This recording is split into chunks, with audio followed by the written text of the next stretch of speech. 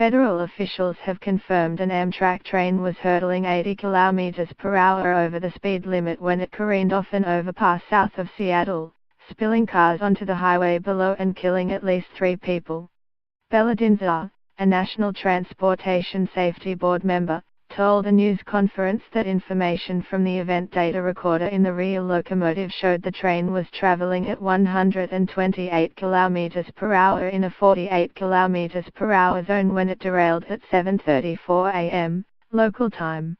But Ms. Dinzar said it is not yet known what caused the train to derail and that it's too early to tell why it was going so fast. A track chart prepared by the Washington State Department of Transportation shows the maximum speed drops from 127 km per hour to 48 km per hour for passenger trains just before the tracks curve to cross Interstate 5, which is where the train went off the tracks. The chart, dated February 7, was submitted to the Federal Railroad Administration in anticipation of the start of a passenger service along a new bypass route that shaves off 10 minutes for the trip between Seattle, Washington, and Portland, Oregon. Kimberly Reason with Sound Transit, the Seattle area transit agency that owns the tracks, said speed signs are posted 3 kilometers before the speed zone changes and just before the speed zone approaching the curve.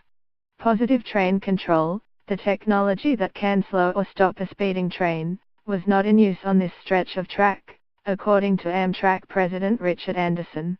Eric Korp, a consumer for the small city of DuPont near the derailment, said he rode the train with about 30 or so dignitaries and others on a special trip on Friday before the service opened to the public on Monday. Once we were coming up on that curve, the train slowed down considerably, he said, adding that in no way did it make me feel like we were going too fast. President Donald Trump tweeted that his thoughts and prayers were with everyone involved in the accident, after earlier pointing out how the derailment showed the need for his forthcoming infrastructure plan. The train was not full. Authorities said there were 80 passengers and 5 on-duty crew members on board when it derailed and pulled 13 cars off the tracks. Authorities said there were 3 confirmed deaths. More than 70 people were taken for medical care, including 10 with serious injuries. About 2 hours after the accident, a U.S. official who was briefed on the investigation said he was told at least 6 people were killed. The official said he had no new information to explain the discrepancy in the numbers. The official was not authorized to discuss the investigation publicly and spoke to the Associated Press on condition of anonymity.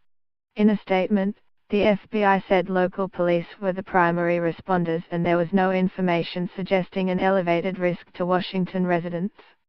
In a radio transmission immediately after the accident, the conductor can be heard saying the train was coming around a corner and was crossing a bridge that passed over Interstate 5 when it derailed. Dispatch audio also indicated that the engineer survived with bleeding from the head and both eyes swollen shut.